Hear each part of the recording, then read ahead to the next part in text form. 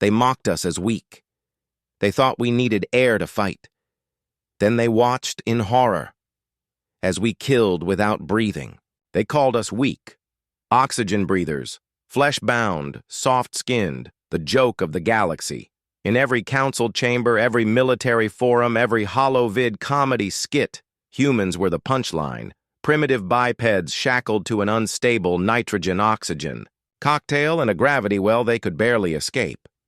What threat could we possibly pose to civilizations that had mastered singularity drives, neural field combat, and atmospheric independence? We needed air to live.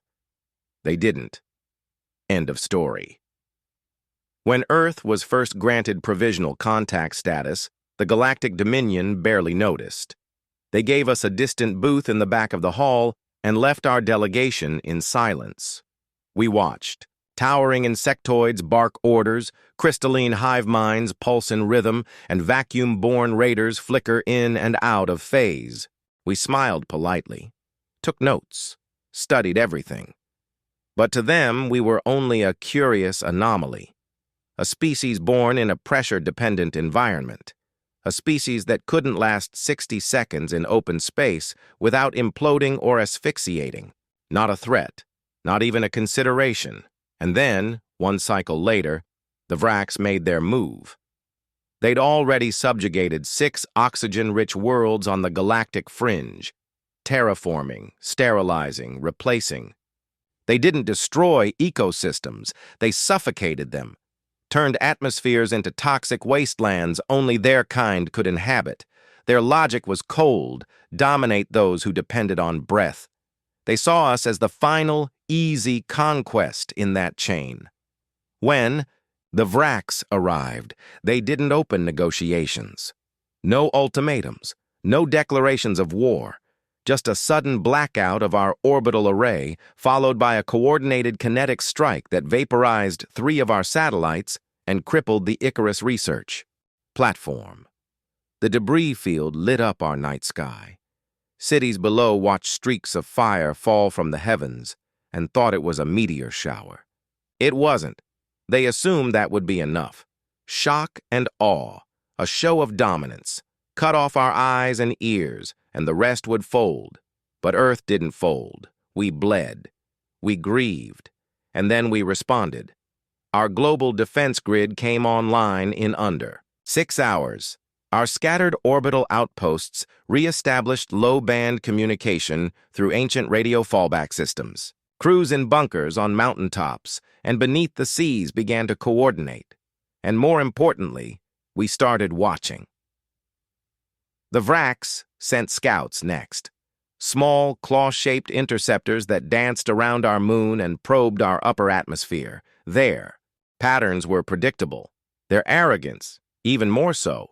They flew too low, stayed too long, assumed we wouldn't retaliate. We did. The first kill wasn't even military. A private aerospace company locked onto a Vrac scout with a repurposed, launch-grade magnetic coil and punched a metal rod through its cockpit from 70 kilometers away. No guidance system, just raw physics. No one believed it until the wreckage splashed into the Pacific and was fished out by a civilian freighter. Still, the Dominion didn't take it seriously. To them, the Vracs were untouchable. A middle tier, power with vacuum-adapted troops and breathable gas superiority. Our hit was a fluke, they said. Nothing more. But the Vracs didn't like losing face. They escalated. 3 warships dropped out of slipspace just beyond Mars' orbit. Black, spined. Behemoths that carried entire regiments of vacuum walkers and atmosphere burners. They positioned themselves above Earth's equator and began deploying signal dampeners, atmosphere destabilizers, and multi-environment shock troops. Their ships hung in our skies like 3 black suns, silent and watching. Then came the real strike. They hit Lagos, Jakarta, Sao Paulo, and parts of southern China within minutes of each other. Clean, precise insertions. No nukes, just surgical incursions and kinetic troop drops. They expected panic, surrender, perhaps some resistance, but nothing they couldn't contain. They underestimated our threshold for pain. We didn't panic. We mobilized. What they didn't expect was how fast we coordinated across borders. That enemies who had squabbled for centuries would suddenly become allies. That humans would share tactics, tech, food, shelter, and do it with desperation-fueled precision. What they didn't understand was the depth of our collective memory. We remembered centuries of war, of being hunted, of genocide and resistance. We knew how to fight when outgunned, how to bleed when outmatched, and how to keep going even when the air ran out, and the air did run out. That was their plan. Target our oxygen, deploy chemical dampeners, collapse tunnels, seal off breathing zones, cut our people off from the very element they believed we couldn't live without. And they were right. At first. In the early hours, hundreds died.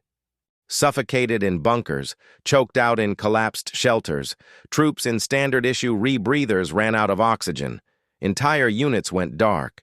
It was chaos, but something happened in those suffocating hours, something the Vraks didn't see coming. We adapted, not gradually, not over years or generations. We adapted in weeks. Our scientists, already obsessed with human performance under stress, began working round the clock. They collaborated across global labs, military R&D, even underground biotech groups. They pushed ethical boundaries. They tested limits. Cryostasis injection, artificial hemoglobin, hypoxia resistance implants, controlled induced comas for zero-atmo operations, experimental neuro-overrides that silenced the brain's scream for air. Volunteers signed up faster than the tech could be built. They were soldiers, sure, but also miners, divers, athletes, people who already knew what it was to hold their breath past breaking points. We called them the first breathless. Their training wasn't about strength, it was about surrender, teaching the body to operate in silence, teaching the mind to endure blackness, teaching the soul to let go of its need to inhale. They entered combat without tanks, without helmets, without atmosphere. And they didn't die. The first Vraks squad they encountered on the Europa outpost didn't know what hit them. The humans moved like wraiths, silent, unreadable, with no visible respirators, no heat signature, no traceable emissions. The Vraks fired wildly. Most of their rounds hit vacuum. The humans kept coming, close range only. Knives, impact tools, viral nanodust that disrupted Vraks' internals. In under 6 minutes, the squad was gone. No human casualties. Galactic Command didn't believe the report. They thought it was falsified. Propaganda. But when the footage was leaked by a Vraks technician, grainy, shaky, uncut, they watched the impossible. 6 humans moving in perfect silence across the hull of an orbital station, eyes open, mouths closed, and no visible means of respiration. They watched their own soldiers scream, fire, and fall one by one until the camera feed went black. No one laughed after that. No one called us oxygen breathers anymore. They started calling us something else, ghosts. The day after the ghosts were first seen, the Vraks Command demanded immediate retaliation. Humiliation wasn't part of their species' tolerance. They saw fear creeping into the ranks, so they responded the only way they knew how, by doubling down. A fleet of 20 warships left orbit around Vraks Prime and burned straight for Earth's orbital perimeter. Not scouts, not patrols, war vessels. Heavily armed, atmosphere-clearing, pressure-adapted ships capable of sterilizing planets. Within days, their mission was simple: crush Earth's resistance, dismantle any sign of ghost units, and reassert dominance over what they still called a feral species. They underestimated how fast we had changed. Their fleet reached Earth orbit in less than 30 hours, bypassing Mars and our defense lines with cloaked warp shadows that left no trace. They didn't land. They dropped. Kinetic assault pods rained down like meteorites, striking civilian zones, infrastructure hubs, military installations, and communication arrays all at once. These weren't bombs. They were troop containers, each one carrying 6 to 12 Vrax shock troops in full vacuum armor, able to operate in any atmosphere, including our own. They hit hard, fast, and without warning. What they expected were overwhelmed civilians, fractured command chains, and slow human coordination. What they got were rapid response squads already in position, reinforced bunkers sealed against atmosphere drains, and ghost units embedded inside their drop zones before the pods even cooled. The first true ground battle of the war began outside Oslo, where 27 Vrax pods turned a research district into burning slag. Within minutes, the buildings collapsed from targeted air pressure reversal charges. Every breathable space was gone. Civilians, scientists, military, all caught in vacuum.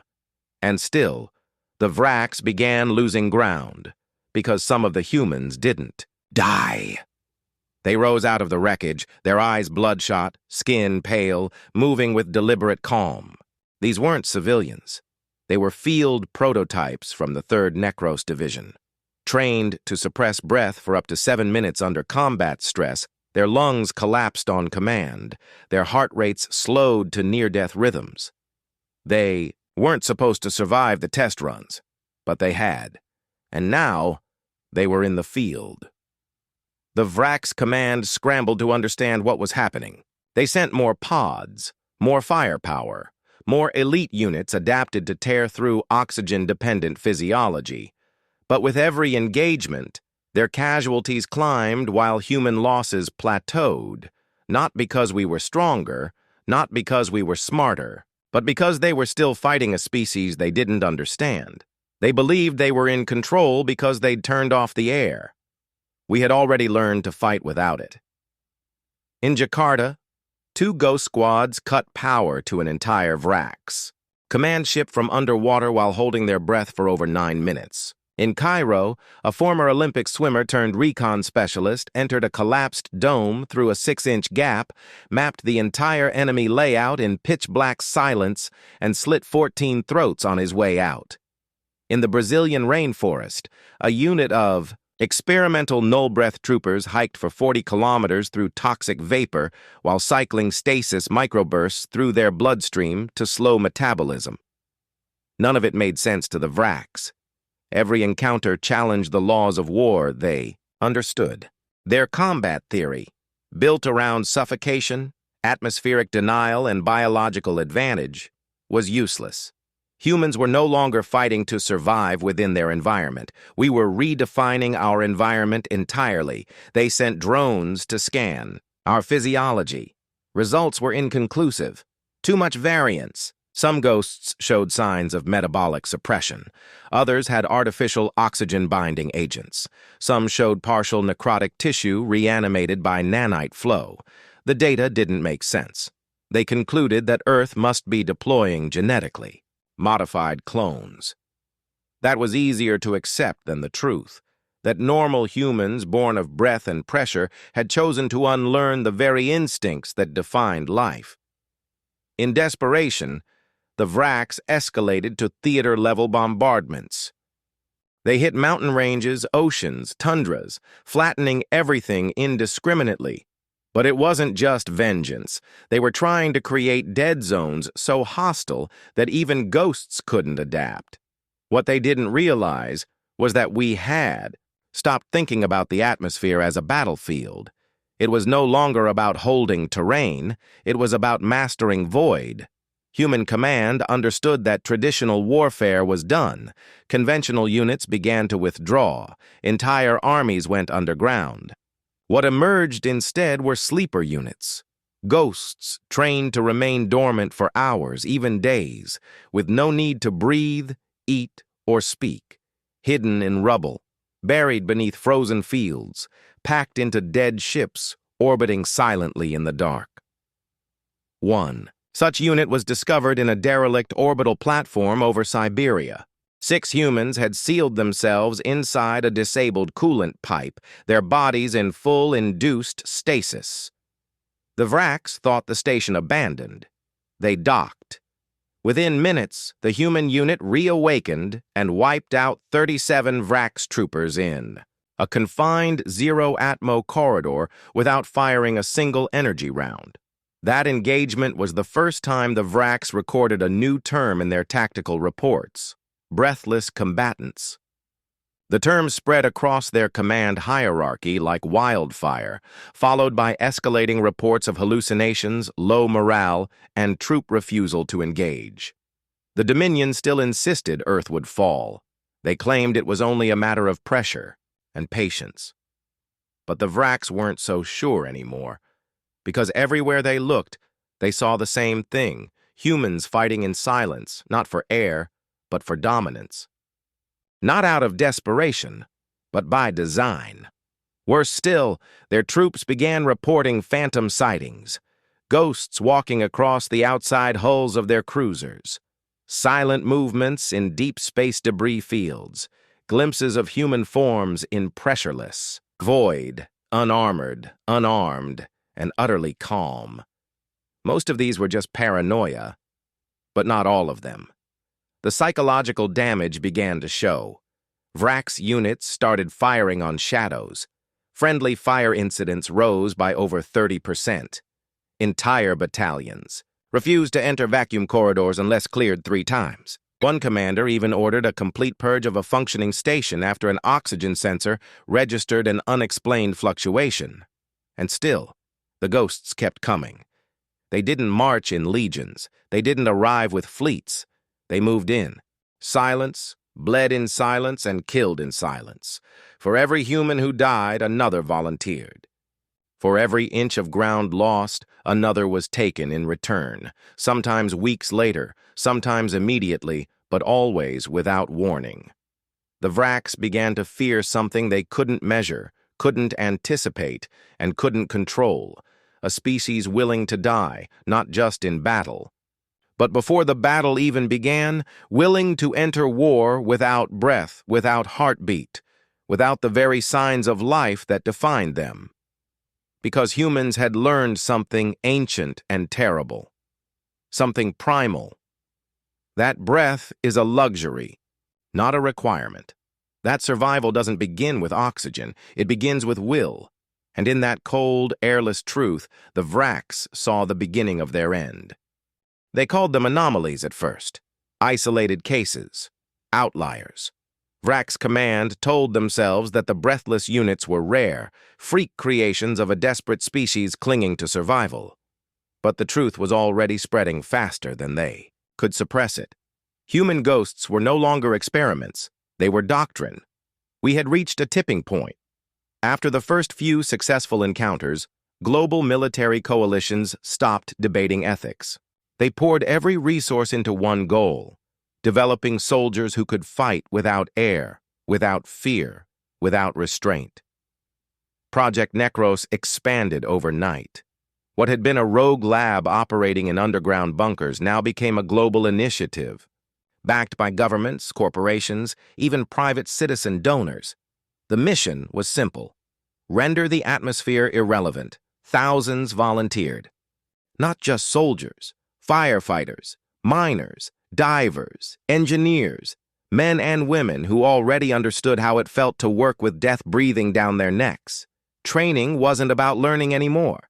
It was about unlearning everything evolution had wired into us. We taught ourselves to ignore the scream of empty lungs, to override the panic of suffocation, to embrace a quiet so absolute it bordered on death.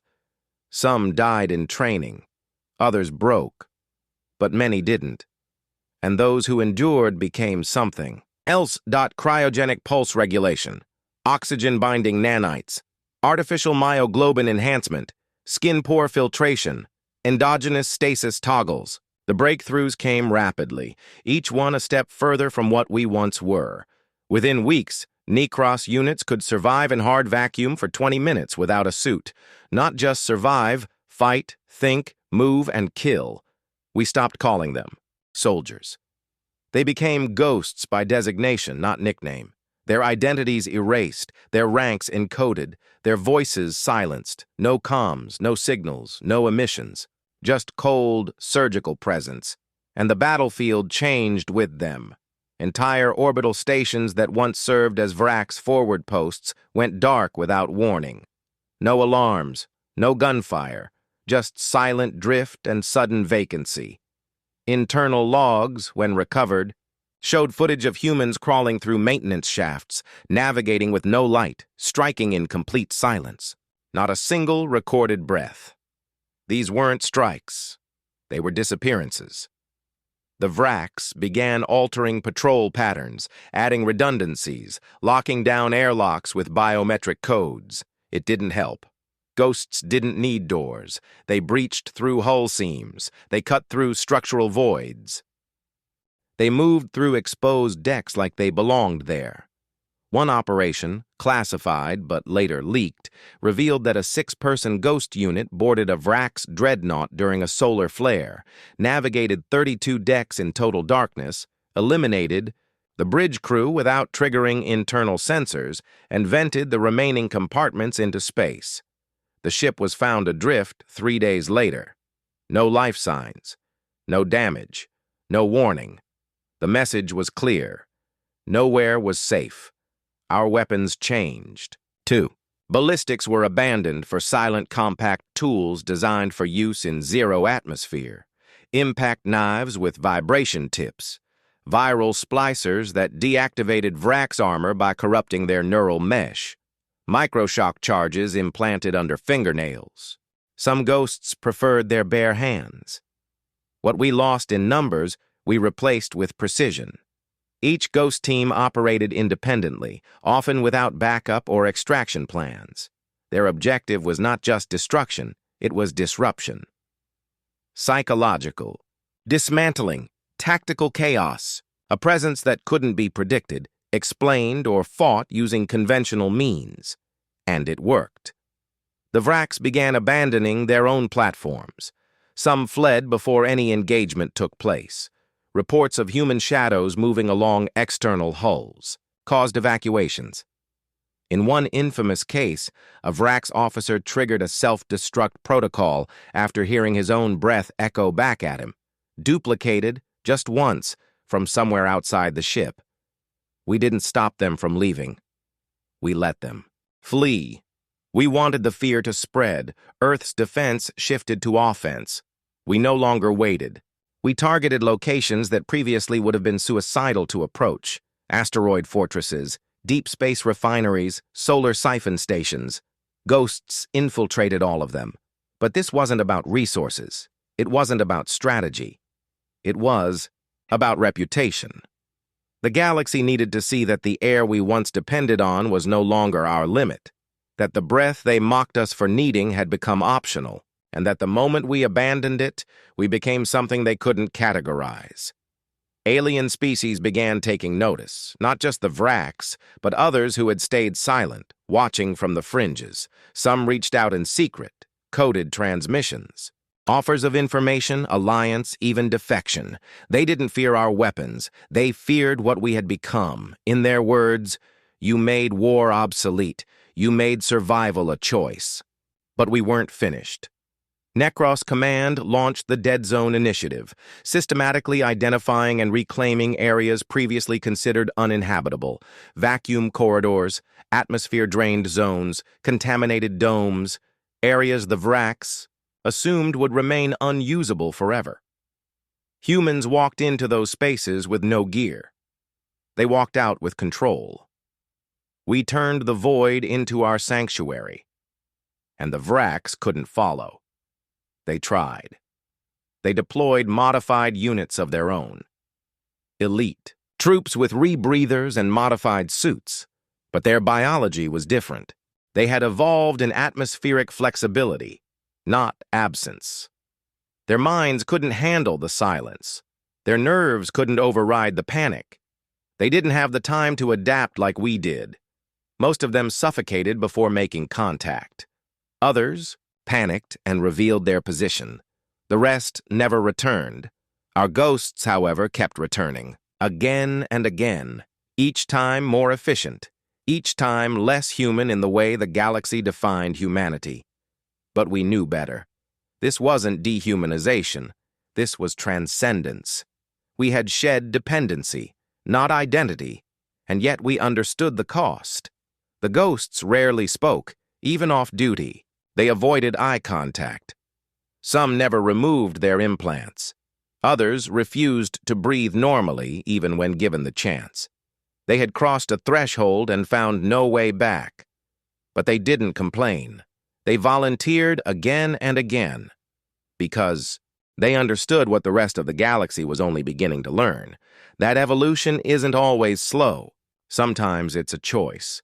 The Vracs still called us Earthlings, oxygen breathers, weak, but their ships were growing quiet. Their patrols were thinning, their officers had stopped laughing, and our ghosts were still walking, breathless, into their most fortified sectors without a sound. The Vracs never expected fear, not their own. They were bred for dominance, engineered to operate without hesitation, conditioned from hatchling stages to see weakness as a contagion. But fear doesn't ask permission. It seeps in quietly, growing, in the gaps left behind when certainty crumbles. And nothing shattered certainty like the ghosts. At first, it was small. A single squad failed to report in from a recon mission above Europa Station. Another went dark while sweeping the outer rings of Titan. Standard protocol, they said.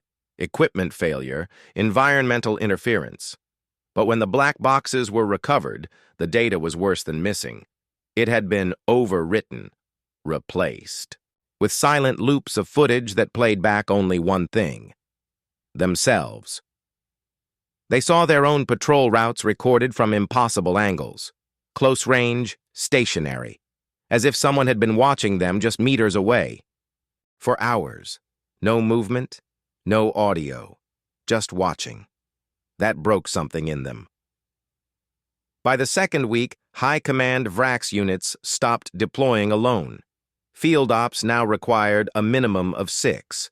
Helmet feeds were set to sync automatically, heart rate. Monitors had to broadcast live, but even those measures didn't help.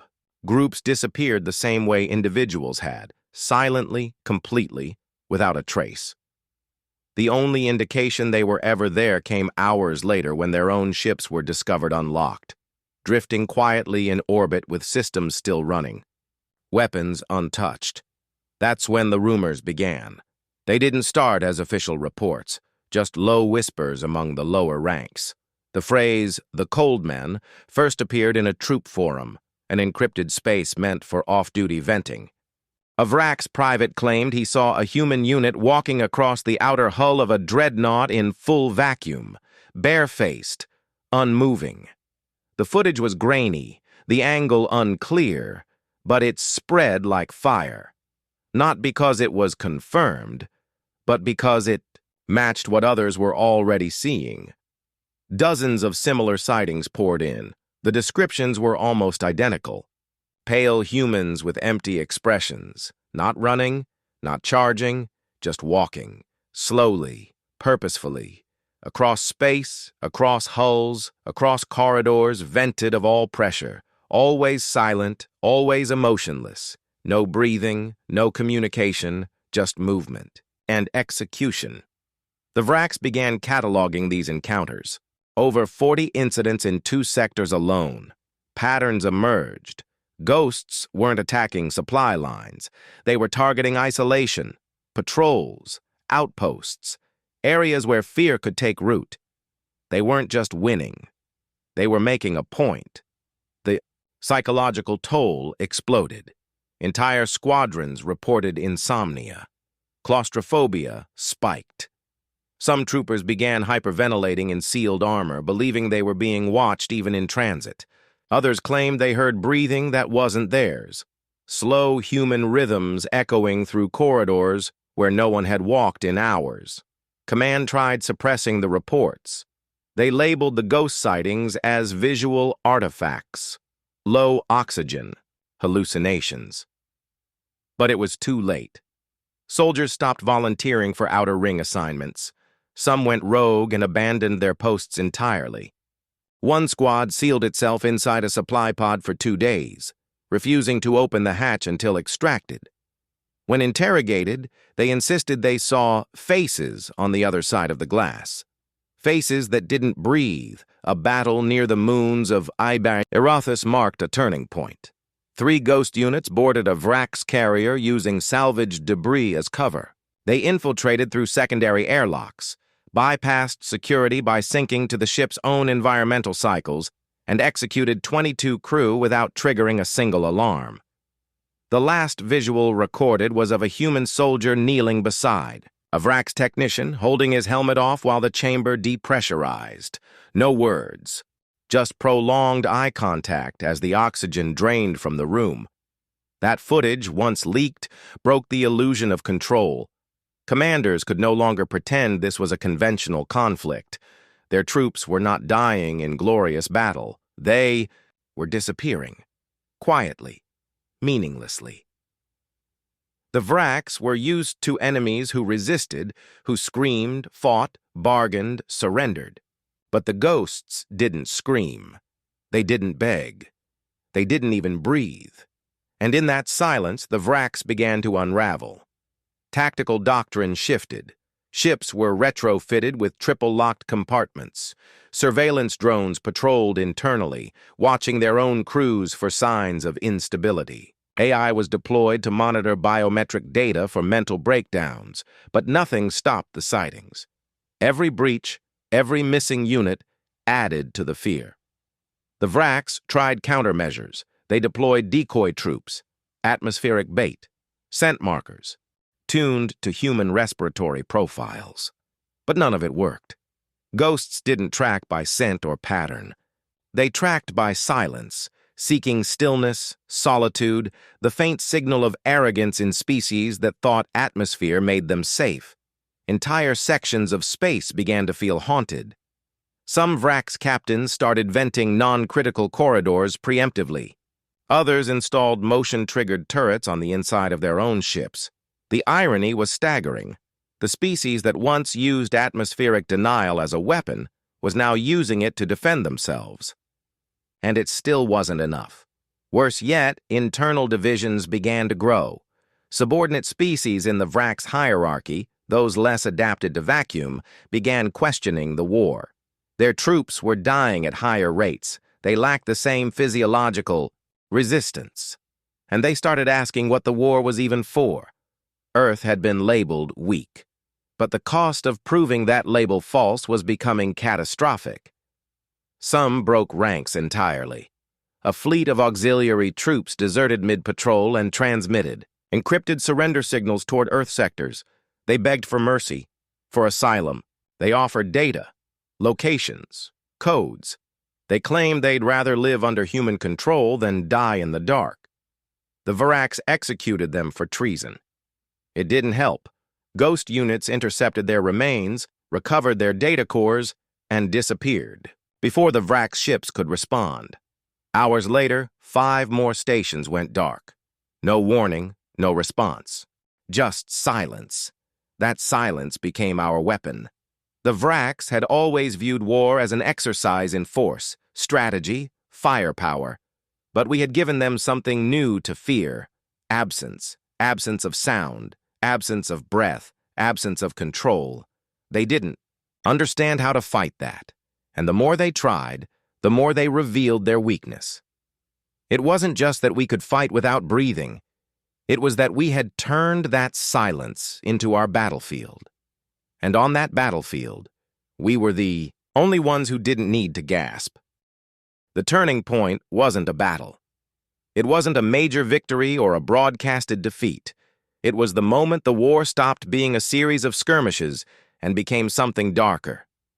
No declarations were made, no lines were drawn. Just silence, growing deeper and wider with every passing day. The Vrax no longer advanced. Their fleets didn't posture or provoke. They sat still, waiting, hoping the ghosts would stop. They didn't. Necros Command shifted its priorities. No longer reactive, Earth became surgical, selective, ruthless. Targets were chosen for psychological effect, not military outposts, but symbols, training academies, recruitment centers, public fleets. Every loss was engineered to fracture the myth of Vrax superiority further. It wasn't about territory anymore. It was about belief. The ghosts didn't escalate their tactics. They refined them. Operations that once took hours were now executed in minutes. Evacuation protocols were rendered useless. Human operatives had learned the layout of Vrax vessels better than the Vrax themselves. They exploited blind spots not just in architecture but in logic. Rooms left unsecured because no one could survive there became infiltration points. Airlocks were reprogrammed, pressure seals disabled. Entire stations disabled from the inside. No alarms, no explosions, just a sudden eerie quiet. But even perfection has a cost. As ghost operations grew more effective, so did their detachment. Reports from Earthside debriefs showed a disturbing trend. Veterans of Necros units had begun exhibiting emotional suppression, flat affect, inability to reconnect with non-combat environments. Many refused reintegration into civilian life. They requested reassignment to deeper, darker zones. They preferred silence. The very thing they'd weaponized had also consumed them. Command noticed. So did the public. But the war still raged, and no one was ready to stop. Not yet. Vrax forces, now too paranoid to operate independently, began clustering in high-density formations. They abandoned peripheral systems, consolidating near major colonies. What they didn't realize was that this only made targeting easier. Ghost teams didn't need to control entire planets, just the air around them. Human scientists introduced a new tool, atmosphere inversion fields. Deployed via micropods, they could temporarily displace breathable air in a half-kilometer radius. Non-lethal to ghosts, fatal to everyone else. The Vrax responded by increasing armor circulation units. But that made them slower, easier to flank. Another advantage lost. At the same time, Earth began repurposing its orbital wreckage. Salvaged parts from destroyed ships were refitted into mobile launch platforms. Ghost units were inserted into these debris fields, drifting lifelessly for days or weeks until proximity to a Vrax target triggered reactivation. These floating coffins became legends in the outer sectors. Some Vrax captains ordered their ships to fire on anything that didn't transmit an IFF signature, even if it looked dead. Often, it was already too late. Still, we hadn't yet reached the lowest point. That came during the siege of Red Halo, a former mining ring now converted into a civilian research station by the Vrax.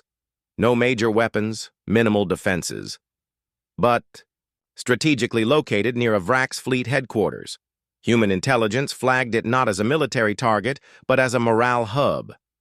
Vrax families lived there. Scientists, scholars, children. Necros command debated internally for days. Some argued for restraint. Others saw an opportunity. In the end, they compromised. Evacuate the ring, then destroy the infrastructure. The operation launched at 0400 hours, but something went wrong. By the time the ghost units arrived, Vrax command had already reinforced the ring. Not militarily, but as propaganda. They broadcasted the station's daily routines across Vrax media, daring Earth to attack, daring us to commit the unthinkable. One ghost squad broke protocol. They breached the ring before evacuation procedures were completed. Civilians were still inside. The team had orders to abort. They didn't. Within 90 minutes, the ring lost power. All life signs ceased. The broadcast cut to static. Vrax Command reported over 12,000 dead, mostly non-combatants. Earth denied the action, claimed equipment failure, rogue unit, communications breakdown. Internally, it was confirmed. The ghosts had acted alone, without orders, without remorse. The fallout was immediate. The Vrax used the incident to rally their people. For the first time since the war began, protests broke out across the inner colonies. Recruitment spiked. Volunteers pledged vengeance. Commanders who once feared silence now demanded retaliation, even suicide missions. Necros command was split. One faction wanted to disband the rogue units and suspend ghost deployment until protocols could be reestablished. The other argued that control was already an illusion, that the ghosts were no longer tools, but forces of nature. Trying to recall them now would only prove Earth had lost its grip. The second faction won. But the war changed. Vrak's operations became reckless, desperate. They launched strikes against civilian convoys, hoping to flush out ghost hideouts. They bombed airless moons, suspecting hidden human presence. They destroyed their own satellites for fear of infiltration. And still, the ghosts kept coming. But now, a new question haunted every battlefield. Who was in control? Earth's allies grew uneasy. The Galactic Concord, neutral observers to the conflict, filed inquiries into Necros tactics. Rumors of unauthorized bioweapons, corpse reanimation, and ghosts turning on their own began to circulate. None of it confirmed, but none of it denied either. In hushed meetings, some human commanders asked what they'd unleashed. The breathless soldiers who once represented humanity's ultimate resilience were now something else. Unbound, unreachable, still fighting, but for what? Not vengeance, not survival. Something colder. The ghosts no longer needed orders. They chose their own targets. Operated outside established hierarchies. Returned only when they deemed it necessary. Some hadn't returned at all, and no one could stop them. Because in a war defined by silence, absence, and suffocation, they had become perfect. But perfection has no conscience, no voice, no breath, only purpose. And that purpose was still locked on the Vraks. They tried peace talks, not because they believed humanity would agree, but because they were desperate. The Vraks envoy ship arrived heavily guarded, broadcasting wide-spectrum messages of mutual understanding and de-escalation protocols. But they weren't appealing to Earth's leadership. They were appealing to the ghosts, begging, in essence, to be heard by the only ones they feared more than they hated. Earth allowed the transmission. No reply was sent. The ship disappeared. Within 48 hours. No trace, no wreckage. Only a silent message scrawled in static across a hijacked Vraks transmission. We do not negotiate with prey. From that point forward, no one expected mercy. The Vraks stopped using honor codes, stopped offering surrenders.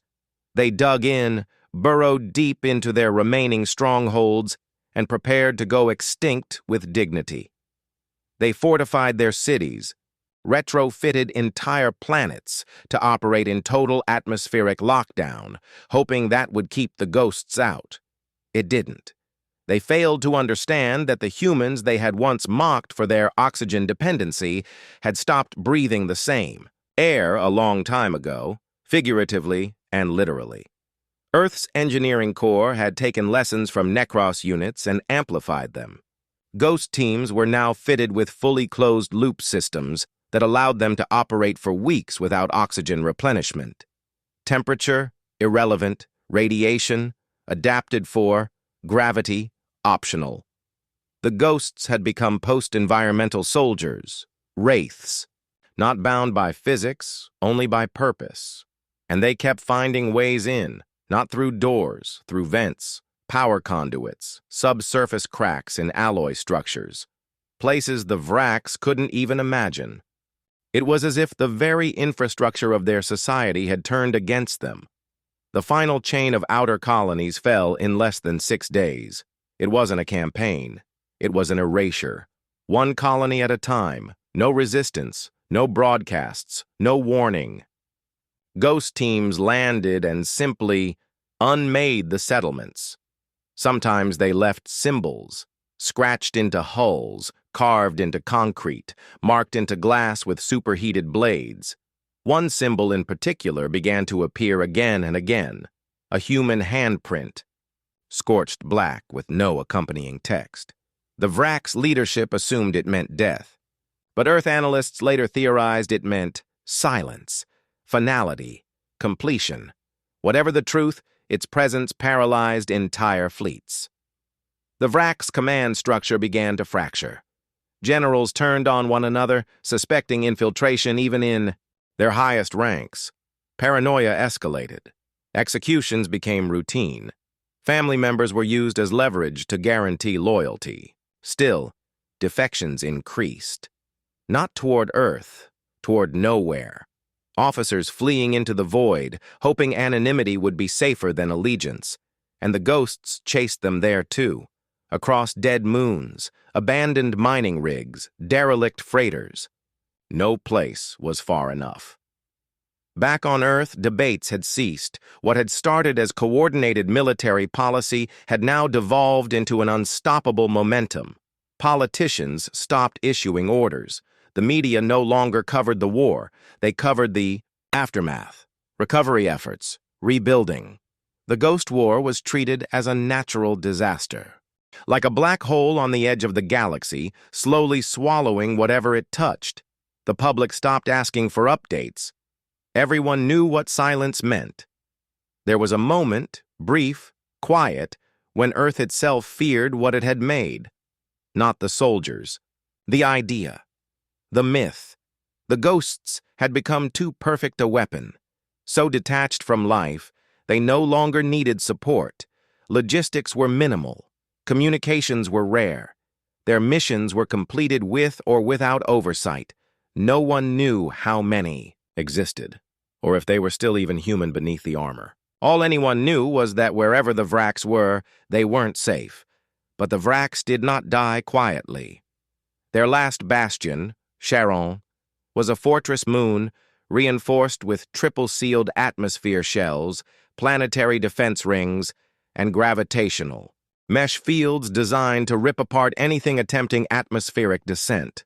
They had turned it into a planet-sized bunker. All their eggs, all their pride, all their blood in one basket. The Vrak's Prime Council relocated there. All remaining fleets ringed its orbit, and they waited, hoped. Maybe this time the ghosts wouldn't come. They came. No ships on radar, no visible entries, no warning signs, just a power grid failure that blinked off for 12 seconds. And then reports, scattered, panicked, incomplete. Security feeds dead, life signs disappearing floor by floor. Troop formations scrambled, only to find nothing. No enemies, no traces. Just rooms with no air and the silence of implosion. Like ghosts weren't even entering, they were already there. The Vrak's commander issued a planet-wide distress signal. We surrender, no conditions, no response. The signal repeated, again, across all frequencies, nothing. Then the lights on Charon's surface dimmed, one by one, city by city, power drained, stations disabled, not through attack, but through abandonment. They weren't destroyed, they were simply left empty, hollowed out. The final broadcast showed a lone Vrak's officer walking through the main chamber of their council hall. No enemies in sight. Every console cold, every weapon powered down. On the wall, behind the speaker's podium, the same black handprint. She said nothing, just stood there, breathing heavy, looking around like a creature waiting for extinction to arrive. But it already had. When Earth received the final report, there were no celebrations, no cheers. Just the quiet acknowledgement that the war was over, that the ghosts had finished what they started. No one knew when they would return, if they ever would. Some said they'd found peace. Others believed they'd gone deeper, searching for new wars in the dark. But the Vraks would never return, because they didn't lose a war. They lost the air they breathed, the space they trusted, the silence they once used to mock us, and we turned all of it into a weapon. Humanity had changed. The universe had seen it. The next time someone called Earthlings weak, they would remember what silence could do. The Vrak's archives were uncovered by accident. Hidden deep beneath the ruins of a decimated outpost, the encrypted databanks were never meant to fall into enemy hands. But ghosts didn't just win battles, They excavated truth. What they found was worse than strategy. It was history.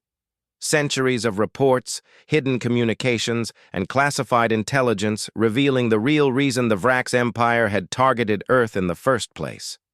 It hadn't been fear. Not initially. It was disgust. The Vrax had seen early human transmissions, our wars, our chaos, our defiance of planetary limits, and declared us biologically flawed, primitive. They believed that any species willing to burn its atmosphere, poison its oceans, and mutilate its own kind was a genetic mistake. Not just weak, but offensive to the natural order. The first Vrax contact teams hadn't come to negotiate. They had come to observe how long we had left before extinction made. The invasion unnecessary, but Earth didn't die. Instead, we adapted. We pushed forward through catastrophe. We colonized space not out of luxury, but desperation. We weren't explorers. We were survivors. The Vrax didn't understand that. They thought resistance was foolishness, that our oxygen dependence, emotional volatility, and stubborn self-destruction would make us collapse under the pressure of galactic contact. Then we fought back. And worse, when our backs were against the wall, we started winning. That terrified them, because it meant their entire theory of superiority was flawed. That evolution favored resilience over perfection, and nowhere in the galaxy was more resilient than Earth. The Vrax had attempted a cultural purge through warfare. What they got was an evolutionary filter. Every failed assault only sharpened humanity's instincts. Every occupation bred insurgents. Every orbital strike forged survivors who grew stronger, smarter, quieter, until silence itself became our blade. The databanks also revealed something darker. The ghosts were never just soldiers. The program had existed long before the war went public. Secret installations, black ops training centers, cognitive reprogramming. Recruits were taken not from elite forces, but from the forgotten, war orphans, abandoned colonies, prisoners of conflict. People with no ties, no records, and no expectations. They were sculpted into shadows, not for defense, but as a contingency, a final solution in case Earth ever faced extinction. The war merely accelerated their release. These weren't heroes. They weren't even called human anymore within the internal documents. They were listed as nulls, a term that didn't denote identity, it erased it. Null meant absence, of fear, of limits, of dependency. They were trained to operate, without validation, without moral guidance. Their sole programming was to ensure survival, by eliminating threats, preemptively and completely. The file logs were chilling. There were no mission debriefs, no return dates. The ghosts were given their targets and released. If they survived, they moved on to the next. If they didn't, replacements were already en route. No bodies were recovered, no memorials issued, because ghosts weren't supposed to die. If one failed, another took their place until the task was complete. The data also confirmed another rumor long whispered among human factions, that the ghosts had been sent not only to wipe out the Vrax, but to test Earth's own readiness, to see if humanity could accept the consequences of creating a force beyond control. At first, the revelations caused panic. Earth's remaining leaders held emergency meetings. Debates raged over moral responsibility, global image, the possibility of reeling back what had been unleashed. But there was no button to press, no leash to pull. The ghosts weren't coming back. They had no reason to. One by one, the remaining Vrax planets went dark. The final data burst from the edge of the Andromeda relay showed a Vrax refugee convoy destroyed mid-jump. No evidence of weapons fire, no fleet on record, just fragmented. Footage of shadows materializing within the ships themselves. Sabotage from within, as if the ghosts had embedded themselves into the enemy's very fabric. Not just erasing lives, but rewriting the rules of warfare itself. Soon reports emerged of other species changing their protocols. The Zanari, longtime allies of the Vraks, immediately recalled all vessels within human-claimed space. The Surians issued a ceasefire and reclassified Earth from emergent hostility to priority containment. Even species with no prior contact began transmitting messages of non-aggression, not because of diplomacy, but because no one wanted to be next. Humanity, for the first time in recorded history, found itself unchallenged, not allied, not trusted, feared, and the implications ran deep. Trade offers vanished, cultural exchanges halted, exploration vessels were refused port. Even within Earth's own expansion zones, tension grew. Colonists began expressing unease at the quiet. No attacks, no threats. Just a spreading silence that wrapped around every station, every border world. Some said it was victory, others whispered it was exile. Humanity hadn't conquered the stars. We had isolated ourselves. The price of survival was loneliness. Yet the silence wasn't total. Ghost markings continued to appear. On derelict vessels, asteroid outposts, even deep inside black market hubs run by non-human factions. Always the same, a blackened human handprint, sometimes accompanied by symbols that no linguist could decode. Some believed it was a warning. Others said it was a countdown, but none dared to erase it.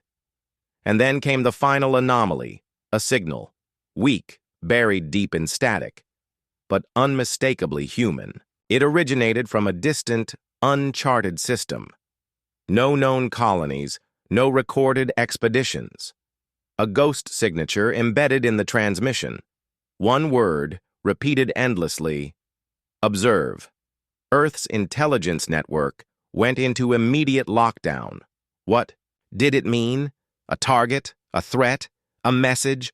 Or something else, something no one could interpret? The system it came from was listed as unreachable. No wormhole lanes, no viable jump gates. It was marked red and sealed. But those who understood the ghosts knew this wasn't a mistake. It was a final test, to see if Earth, now alone and unrivaled, could still remember what it had built, what it had unleashed, and whether we would continue to be the species that clawed its way out of death or collapse into arrogance. The Vraks were gone. The war was over, but the ghosts were not done. The decision to pursue the ghost signal wasn't made publicly. Earth's leadership had learned its lesson. Information, when uncontrolled, spread fear faster than any enemy weapon. Only 12 individuals in the Solar Governance Council knew the full extent of the signal's origin. Even fewer knew what was required to reach it. The coordinates pointed toward an uncharted sector beyond the Veil Drift, a region cloaked in gravitational anomalies and electromagnetic storms. No known vessel had ever survived an approach, which made it perfect for the ghosts. Humanity had won the war but remained uneasy in its victory. Our colonies grew, yet expansion slowed. Our name held power, yet every treaty was signed with reluctance. We weren't allies. We were a threat that had yet to act again. The galaxy feared not what we had done, but what we might do next. Every year that passed in silence made that question louder. So when the signal repeated, observe, the message wasn't just a communication, it was a provocation. The team assembled for the mission wasn't military, not officially. They were classified under the obscure designation of Observation Task Force Theta 9. No names, no personal logs, no command hierarchy. Each member had been selected based on criteria hidden even from the AI overseeing their deployment. All volunteers, or at least all, had signed the final waiver knowing they might never return. There were no goodbyes, only transfers. The shuttle that carried them was unmarked, built with scavenged Vrax technology and experimental human systems not yet approved for civilian use. No one outside of the Council even knew it had launched. As the vessel disappeared into the rift corridor, Earth entered a new phase of tension. Small factions on colony worlds began to question the silence. Was the threat truly gone, or simply waiting? Without the vracks, power vacuums emerged across multiple sectors. Piracy increased. Old rivalries flared between minor species. And all eyes turned to Earth, not for guidance, but for restraint. They feared our response more than the conflict itself. 2 weeks after Task Force Theta 9 vanished, something changed. The signal stopped, not jammed, not distorted, simply gone. The continuous loop that had echoed from the edge of existence for months now cut off cleanly, like a door closed. Then, after exactly 3 hours, a new transmission arrived. Different voice, sharper, more human. 4 words. Phase 2 has begun. Panic spread quickly among those who understood, not because the message contained a threat, but because no one knew what Phase 2 was. Not even those in the original Ghost program's command infrastructure.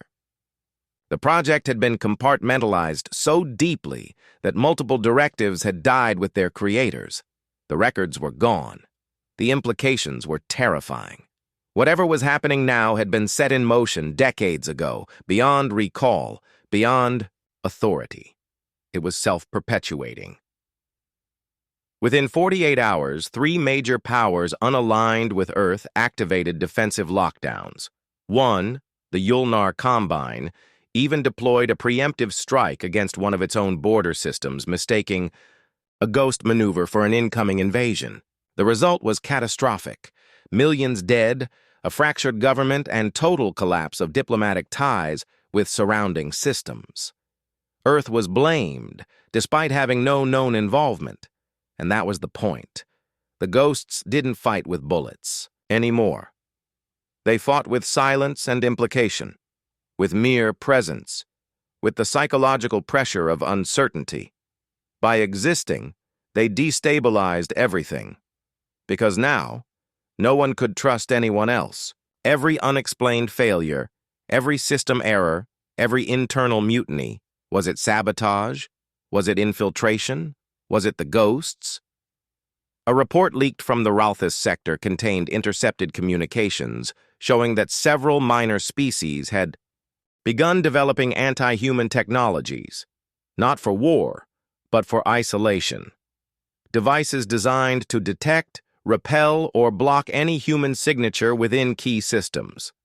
It was a quiet arms race, an attempt to keep the monsters out without declaring them monsters.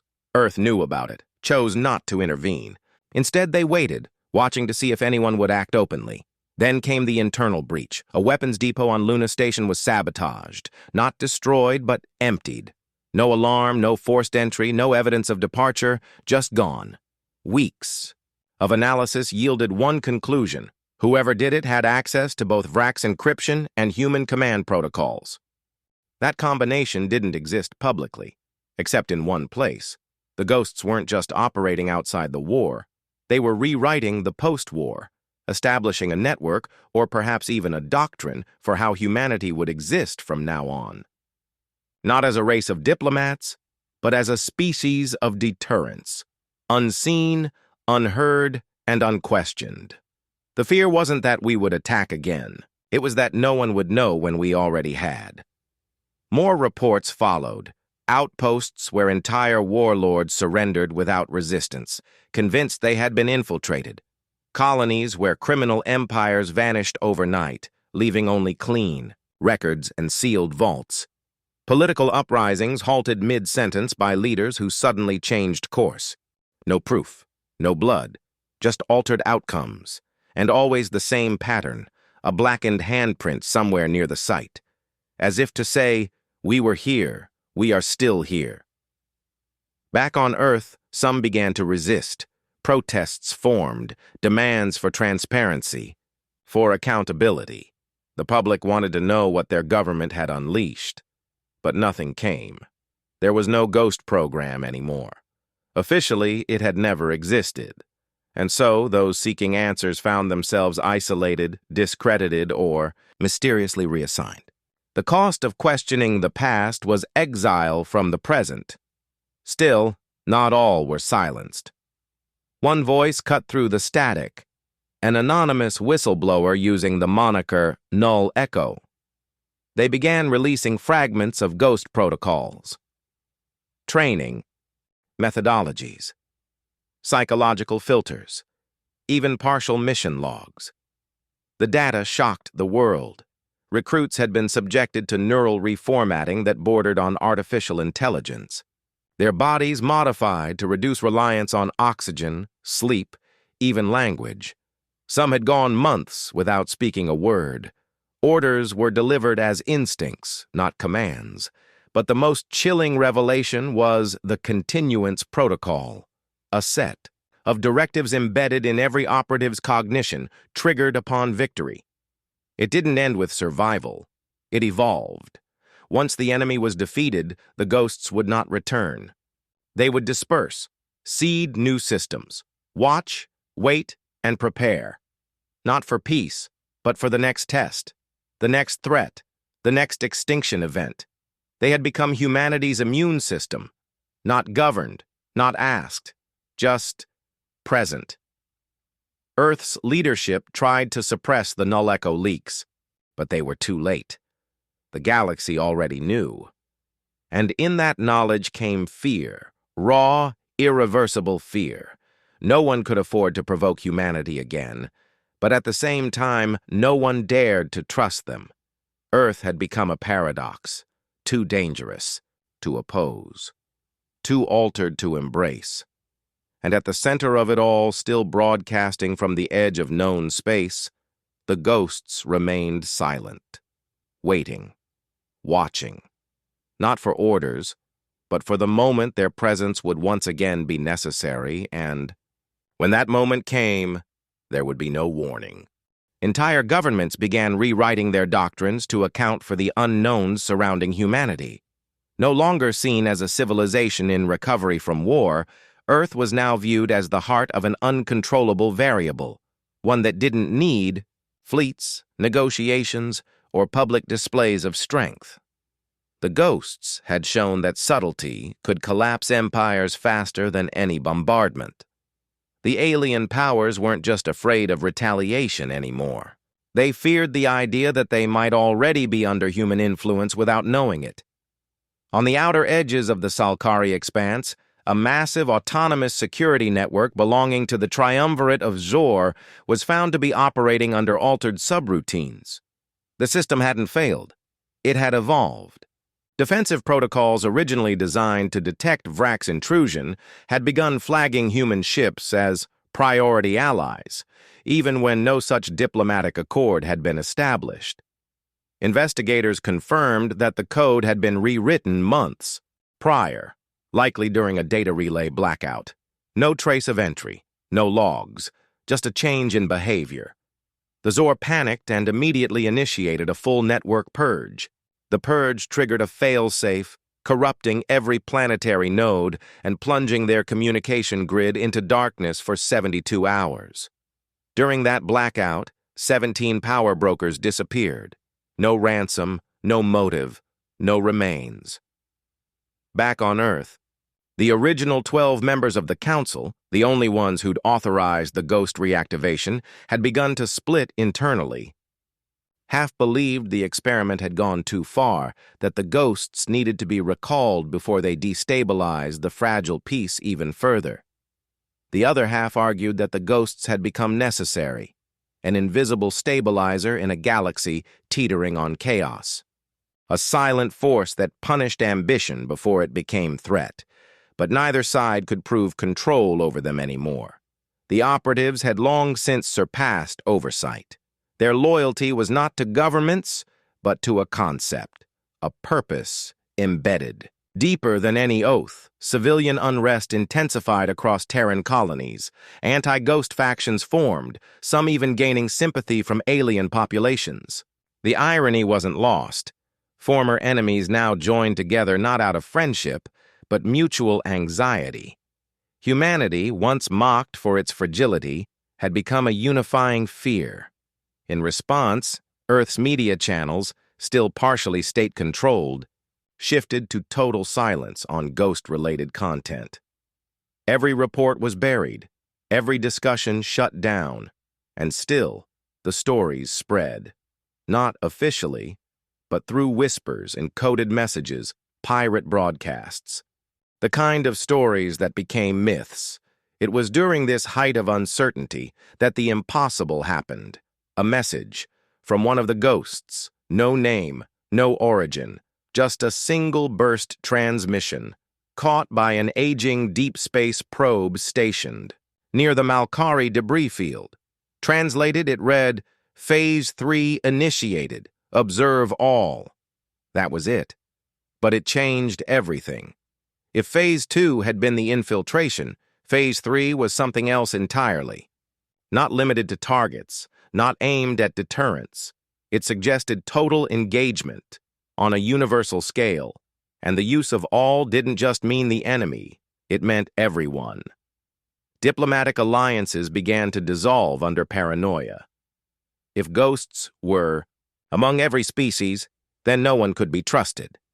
The Vaelti Senate accused one of its own high ministers of being a proxy agent. He was executed without trial. Days later, the data they used to convict him was proven falsified. No one cared. The spiral had begun. In an emergency summit, the core civilizations, those who once dominated galactic policy, met to discuss the rising instability. For the first time in recorded history, Earth was not invited. Yet every delegate knew they wouldn't make a decision without considering how humanity might respond. They debated creating an interspecies firewall, a digital barrier to monitor and limit all human origin signals across the galaxy. It was a desperate attempt to reclaim control, to create a buffer against the fear. But before they could implement it, the ghosts acted again. A classified facility orbiting Drazar V, which had been secretly developing a prototype anti-human AI, suffered a systems collapse, not a hack, not a shutdown.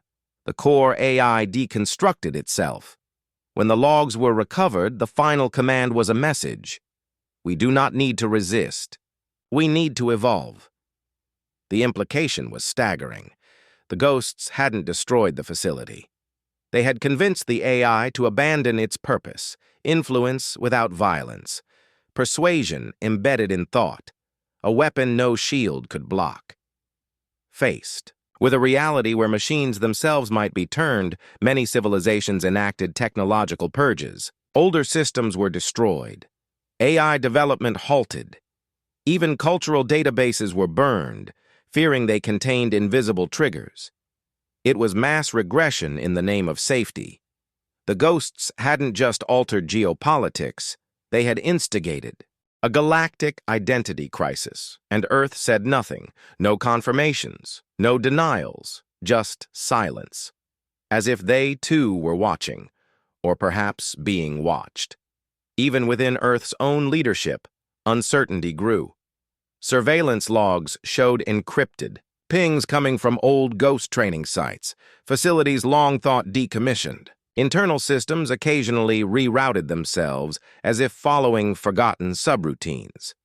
Some suspected the ghosts weren't entirely human anymore, that exposure to Vrax tech, neural rewrites, and their own doctrine had transformed them into something new, something beyond Earth's reach.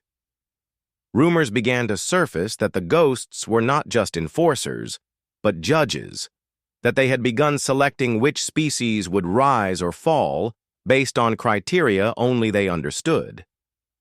And if that was true, it meant the power to decide the future of the galaxy no longer rested with empires or alliances, but with scattered operatives who had once been human. Still, no one dared to confront them directly. An expeditionary fleet, assembled by the Drakari Combine, attempted to locate the origin of the ghost signal.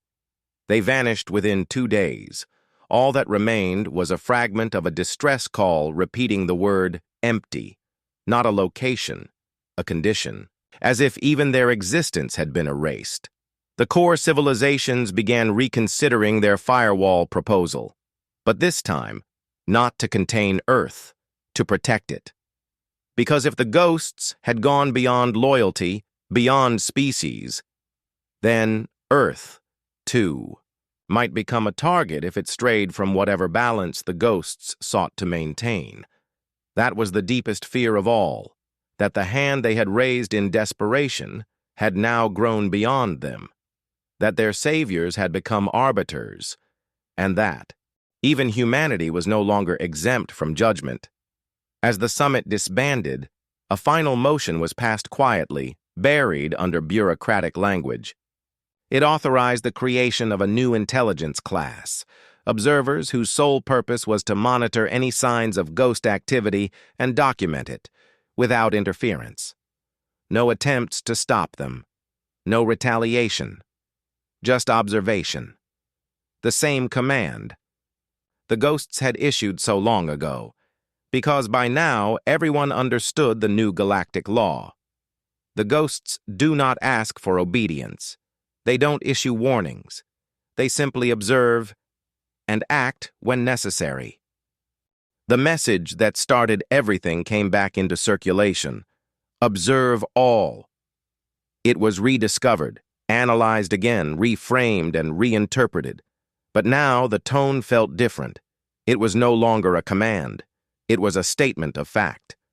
The ghosts weren't issuing orders. They were explaining what they had always been doing. And now, across the galaxy, everyone knew. They were being watched. Not by satellites, not by governments, not even by Earth, but by something older, something surgically trained to perceive the threat before it breathed. Humanity's military didn't celebrate. There were no medals, no broadcasts of victory. Those who still lived among civilians refused interviews. Those who'd vanished into the black didn't return. Earth's silence remained total, calculated. Not out of arrogance, but control. The lesson had been taught.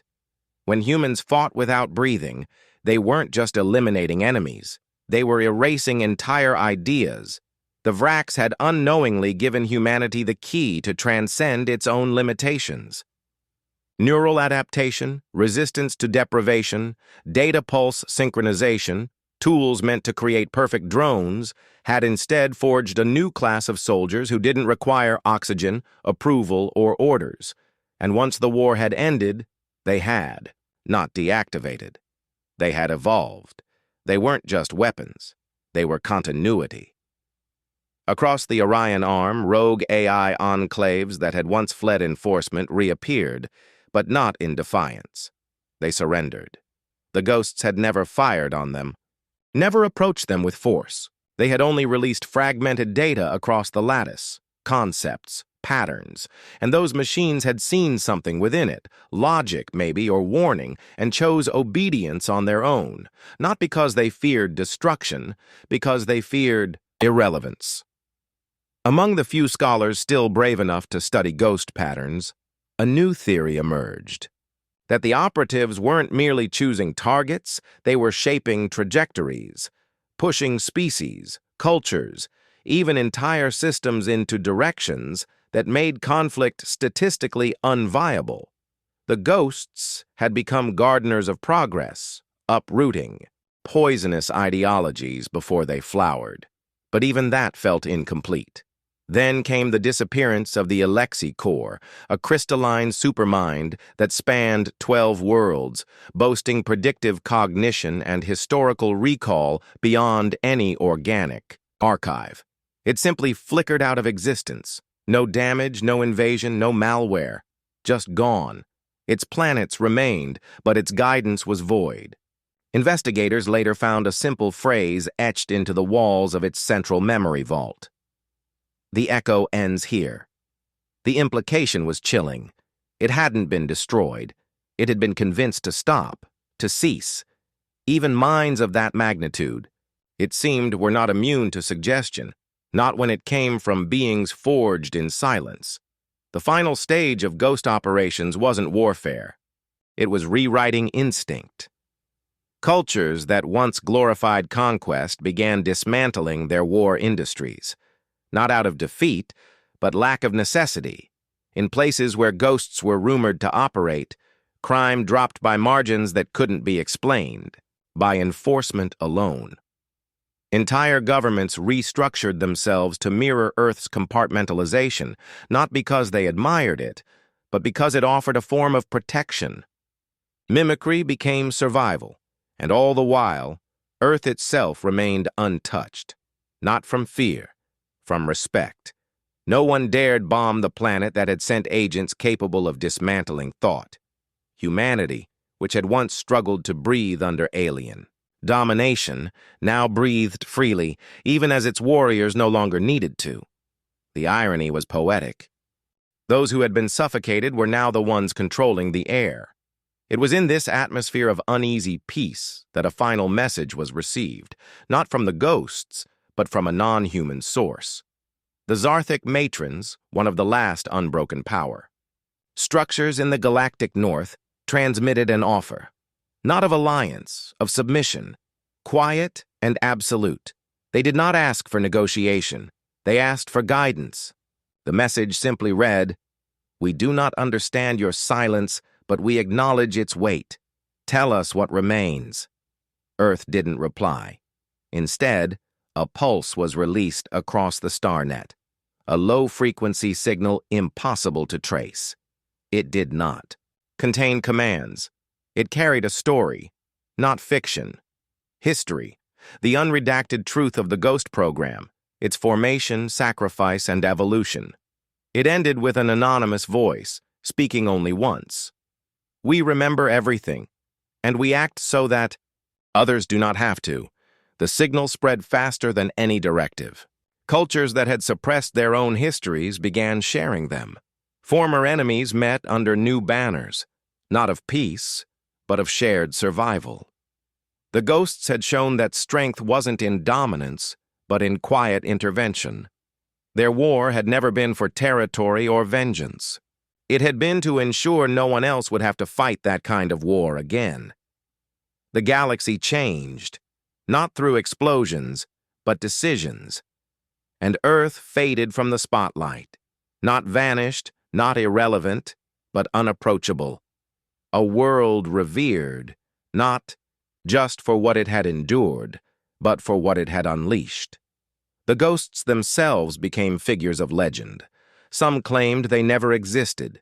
Others believed they had become more than human, uploaded, ascended, or merged with the very lattice they once used to wage invisible war. But one fact remained. Conflict did not vanish, injustice did not die. But everywhere it emerged, it found itself halted, not with armies, not with tribunals, but with a subtle, chilling presence, a sudden collapse of plans, a change in behavior, a phrase that entered every language with no known origin: "They are watching." Humanity had been called weak, ridiculed, broken. Then they fought without breathing. And in doing so, they taught the stars a final, unforgettable truth. The most dangerous weapon is not one that kills. It is the one that convinces. You were never safe to begin with.